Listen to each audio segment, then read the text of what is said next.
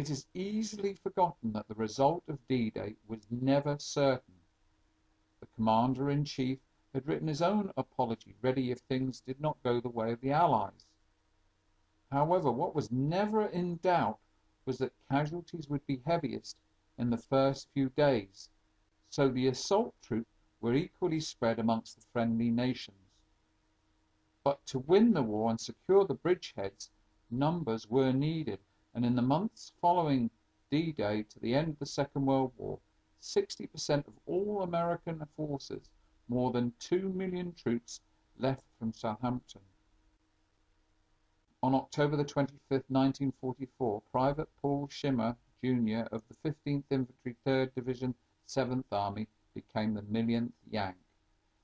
Sergeant Murray Lee of the 14th Port Transportation Corps, with their headquarters at Southampton, marched Schimmer to a makeshift stage where he stood alongside the top brass, including Mayor Rex Stranger, and made an impromptu speech.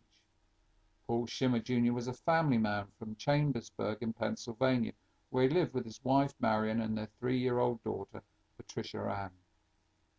He left his job as assistant manager in a chain store and underwent training at Camp Walter in Texas before crossing the Atlantic in a troop ship to Britain in October 1944.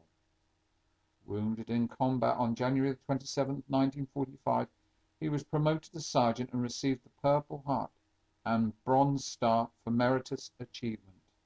His brothers, John and Bill, also served in France, with the youngest, Jack, a pilot in the Korean War. Paul Schimmer Jr. had served in the U.S. Army for just 51 weeks when he lost his life on April 14, 1945, just 24 days before the end of hostilities. In 1947, the Southampton wartime mayor visited Chambersburg to meet the Schimmer family.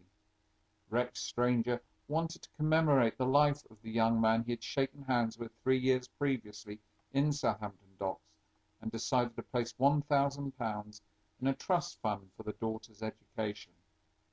In return, the local citizens gave him a consignment of apples for Southampton schools and raised $3,000 to spend on charities in England. Today, Paul Schimmer's grave is one of 10,000 situated at St. Aveloide in France.